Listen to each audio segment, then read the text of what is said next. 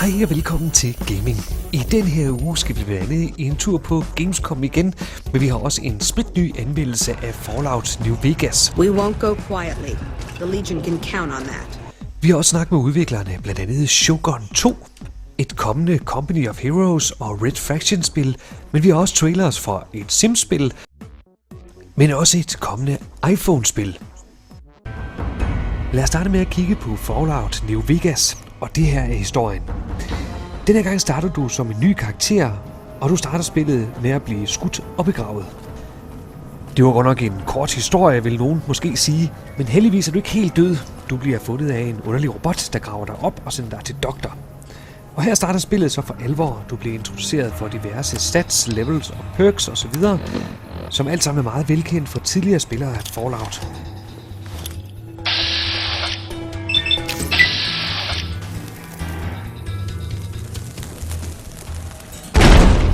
For nye spillere kan indlæringskurven godt være en lille smule stejl.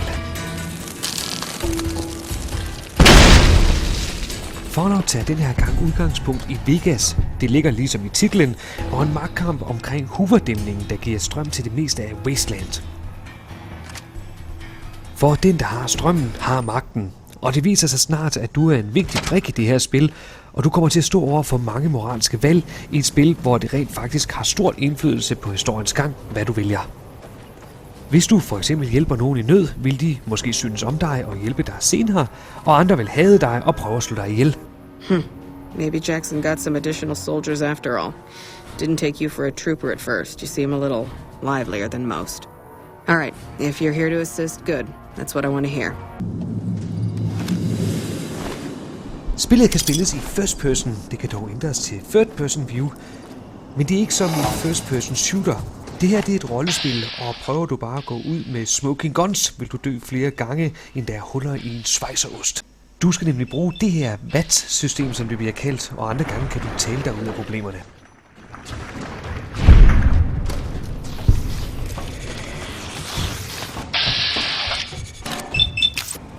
Noget af det bedste ved det her spil er valgfriheden. Du kan spille som et dumt, egoistisk svin og få en historie, eller du kan være et dydsmønster og få en helt anden historie. Du behøver heller ikke at udfylde alle missioner og tage de ekstra opgaver, hvis spillet virkelig tiltaler dig. Vi kan godt leve med de småfejl, der er i spillet, for vi er ganske godt underholdt. Så derfor vil vi bare sige, find jetongerne frem og tag på de vildeste eventyr i Wasteland og Vegas. Du vil ikke fortryde det, når spillet først er kommet under huden på dig.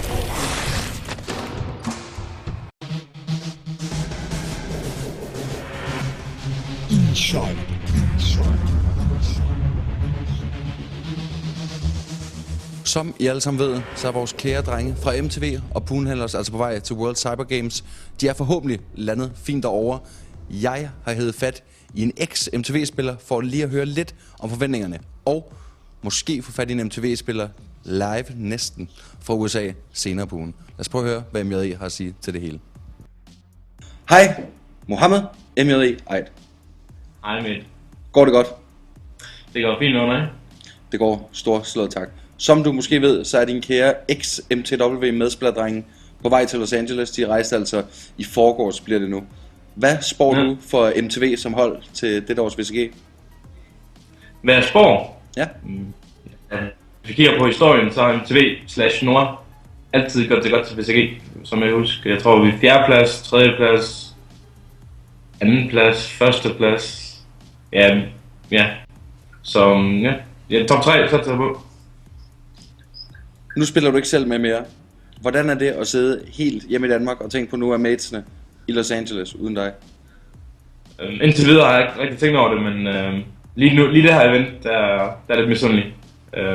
VCG er det bedste event, du kan komme til. Både strukturmæssigt, folk har styr på, hvad de laver, og så at det er LA, det var en ekstra bonus. For sidste gang vi var i LA, der hyggede vi os rigtig meget. 3 år blev, jeg tror vi blev 4 ekstra for at sightsee lidt. Og ja, fed by. Der var en rigtig masse problemer, kan vi måske sige, på scenen, dengang at MTV blev kvalificeret, eller ikke blev kvalificeret. Da det jo egentlig var Poonhandlers med Tim og drengene, som vandt og egentlig slog MTV ud af hele kvalden til VCG. Har du nogen kommentar til, at de nu er med på måske et lille freebie?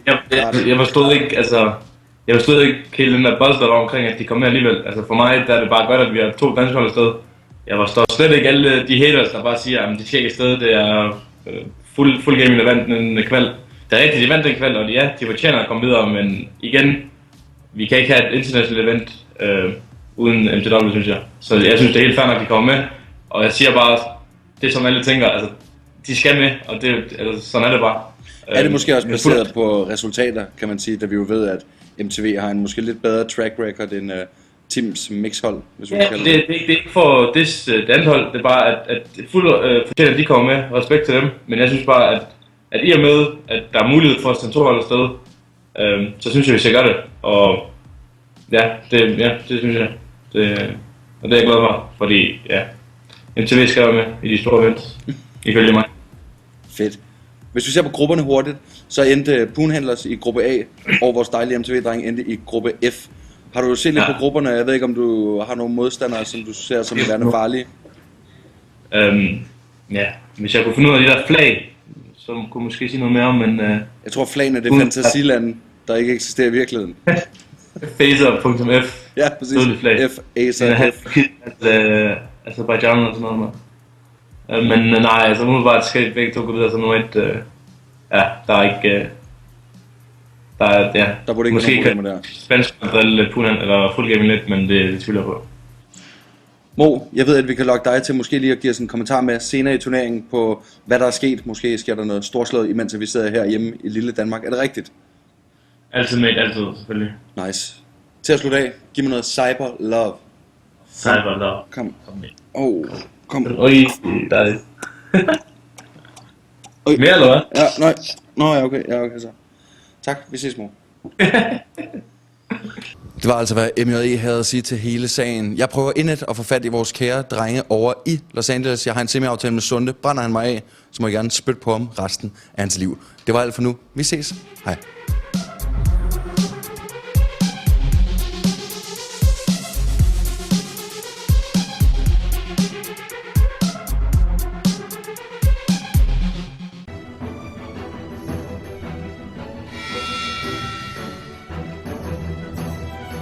The Sims Medieval is a big, exciting game that came from players and the dev team asking the magic question, what if?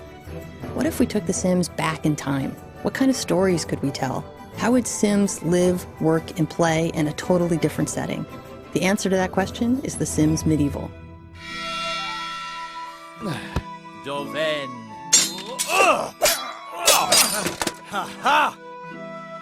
We built the game on a foundation of 3 pillars: heroes, quests, and kingdom. Let's talk about the kingdom first. At the beginning of your game, you'll be asked to choose an ambition, which is your kingdom's ultimate goal. Maybe you'll amass great wealth. Perhaps you'll kick the ass of all your enemies. There's plenty of ambitions to choose from, and each one offers you a unique story. Maybe you want to bring in the Knight's Tower to increase security. Maybe you'll raise a marketplace and start conducting trade with the faraway lands. Or even build a smithy, cathedrals, or a tavern. Each choice affects the overall happiness and well-being of your citizens, and generally determines the fate of your kingdom. Stop it, With every key building that you place, you're also bringing in a hero, and you can play multiple heroes throughout the game. So for example, when you slap down your wizard's tower, you're also going to be bringing in the wizard. And from there, you can customize them however you see fit. For personality traits, you can select from a wide variety. You've got vulgar, you've got evil, you've got charming, you've got adventurous. We've also got this new feature where you have to select a fatal flaw for your sim, which your sim is later going to need to overcome. We've got a pretty broad array of professions, so you're not just limited to being the monarch or the wizard, for example. You could also choose to be the priest, you could be the bard, you could be the physician, you could even be a spy if you want. Quests really drive the action in Sims Medieval. They give your hero Sims a sense of purpose and direction throughout the game. Each quest has different ways in which you can complete it. The more complex quests will require you to group up to 3 of your hero Sims to work together. Depending on the hero Sims you bring with you, they offer different skills to solve the same problems in different ways. For example, a priest may speak out against a false prophet, while your monarch might just simply throw him in the pit. It's designed so that it's fun to play the quest more than once, if only to see how different hero Sims can solve the same problem. How your Sims live is a big part of the fun. They live in medieval times, a time where things were simpler yet more complex. You won't find any cell phones here. Instead, they'll keep in contact via messenger pigeon. So that's the balancing act you need to master. Managing your Sims' daily lives while completing quests, building your kingdom, and driving your story forward. As you can see, The Sims Medieval is about building up a kingdom, developing hero Sims, and sending them on quests. It's about your Sims' day-to-day lives, how you nurture them and take care of them, or how you torment them.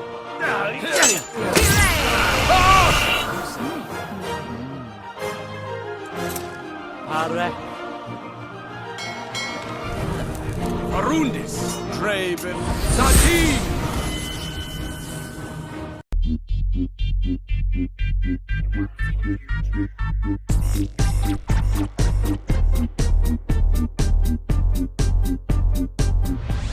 Nu kommer der altså et spil, som er gratis, 2. verdenskrig, og det her dejligt RTS- og strategieelement. Her ved siden af mig står en mand, der ved alt om det. Company of Heroes Online, bringing it back to life. Absolutely, yeah. How's it going? Good, thanks. You? I'm great. Nice. Okay, so for people who don't know what this is, what is the game all about? So Company of Heroes Online is the next step in the evolution of the Company of Heroes franchise. For starters, it's completely free. So we've taken the amazing experience from the original Company of Heroes and we've converted it into a completely free-to-play game. We've added a bunch of elements in addition to an amazing lobby experience. We've created a persistent progression element. We've added additional levels of customization and we've introduced new hero squad units for players to play with. The game is free. Is that because THQ have made trillions of dollars on other games? I'm pretty sure that's why. Yeah, that's why they made it free. No, you're driving a Ferrari. Yeah, exactly. Yeah. I've got different colors for each day of the week. But no, I mean, we want to build the brand, right? So we're trying to expose the Company of Heroes brand, the THQ brand, and the Relic brand to the world. And we know that the Company of Heroes franchise in general is really well loved across the world. So we thought this was a great opportunity. It's a brand new business model for a lot of the gaming industry, and we thought that this was an amazing franchise for us to take to the next level with the free-to-play experience. So yeah, we're giving it a shot, and it's going well so far. Or M26 Pershing tank and light up the battlefield like the 4th of July.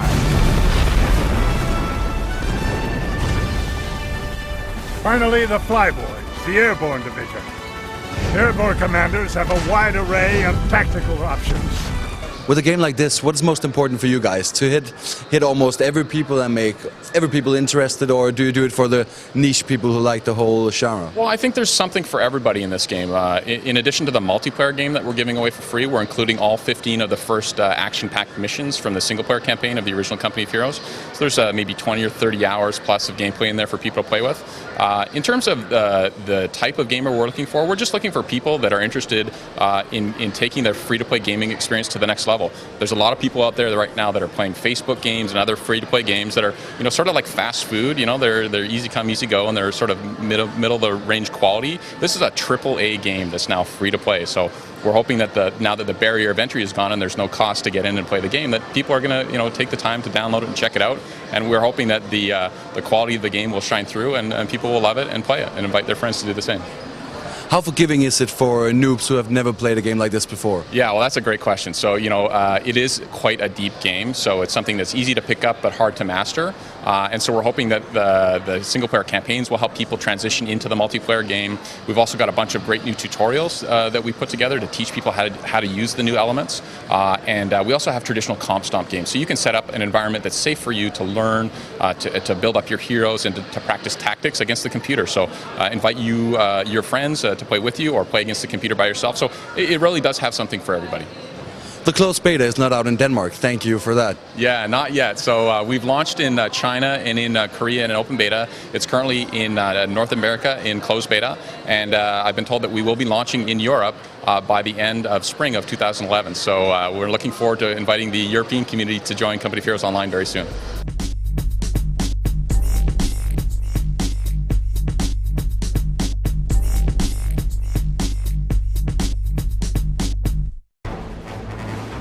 The facility's main cannon is still powering up. We must use the turret and gun battery emplacements to drive off the Republic reinforcements. Take control of the enemy weapons. All units, hold back the Imperials attempting to land. Go! Go! Go!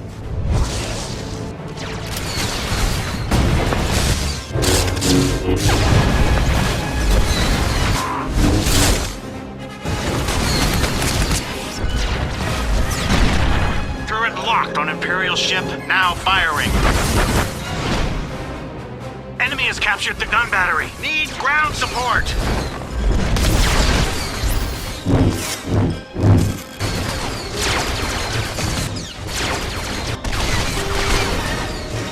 We're taking turret fire.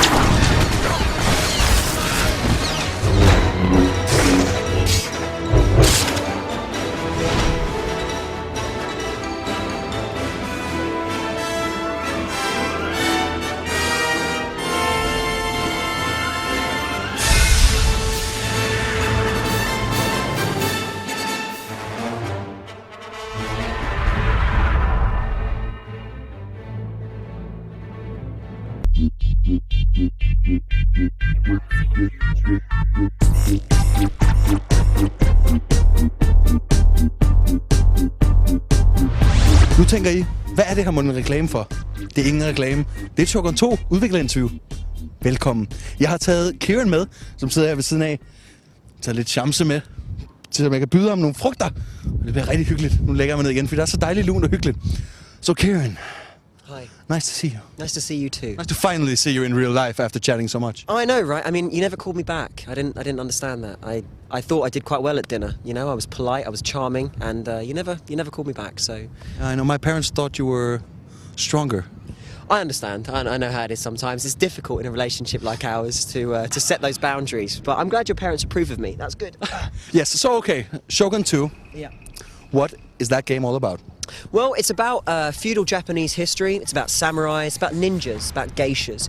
It's about daimyos and lords. It's about fighting for love, honor, names, clans, and families. It's about gaining respect and honor. It's about being the feudal warlord ruler of all Japan. And I guess it's a little bit about you and finding out who you are. Me? Nice. So, okay, the last time we talked, it was about Napoleon. Is this kind of like in the same trench, if you can say that? No, this is a very different game. It's similar in as much as it's a total war game. So you've got your turn-based strategy on the campaign map and your real-time battles. But pretty much, you know, bar a few of the features from Napoleon, that's where the similarity ends. This is a very different time period, very different strategies, very different tactics and history, and a lot more features in the game. I mean, if you look at the campaign map, for example, we have an RPG element now where all of the characters, you can actually tailor them down skill trees yourself. So you actually create these kind of personal generals and personal ninjas and geishas and the like. And in addition to that as well, of course, on the battles, you've got very early firearms, not the kind of stuff you saw in Napoleon. You've also got a lot more use of cavalry and spears and swords. You get the addition of hero units as well and all these different general abilities. So it's a very different beast, a new lover. Sounds so sexy. Sexy it is. But okay, do you need to be like a big historical geek to play this game? Not really, no. I think you could probably pick up a 7-year-old child who'd never read a history book in his life and ask him if he liked samurais and ninjas, and the answer would probably be yes, which means that this is a pretty easy game for people to fall in love with, even if you're not in love with that period of history. It's a beautiful game up front.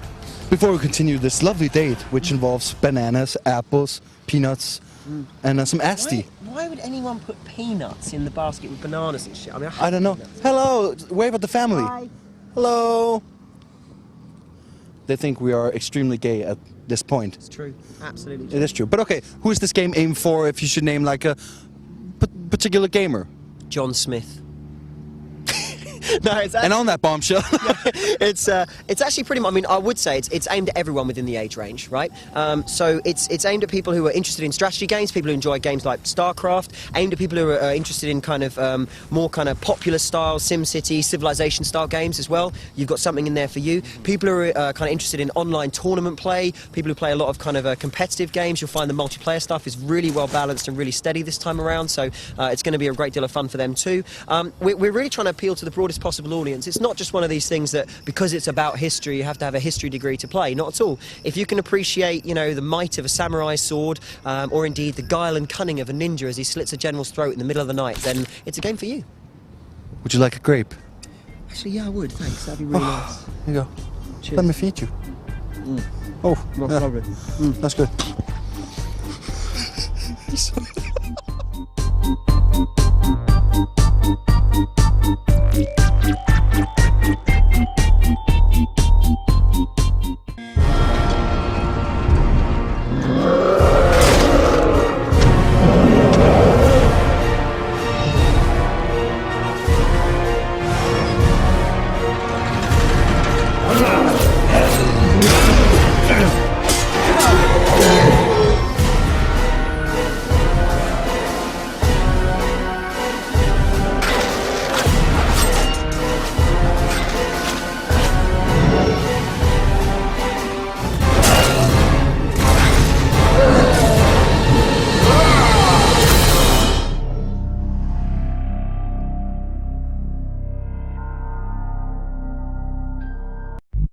Vi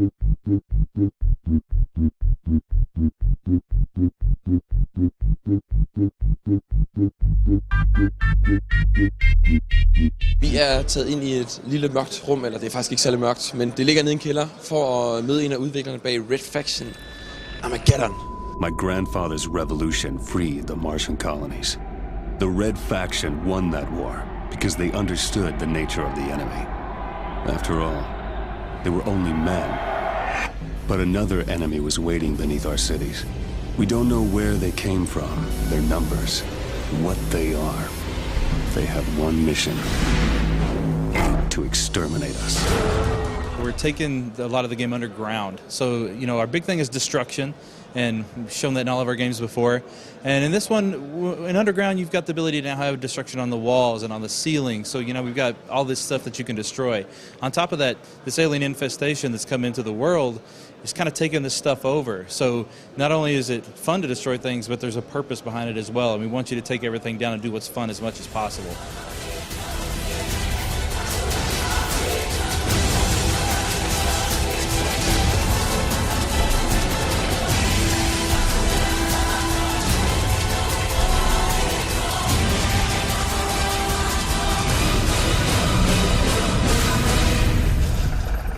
Well, one of the things we found with Guerrilla is that there was a lot of downtime in between the action, and we wanted to try and find a way to pull back on that so you're doing the fun stuff more.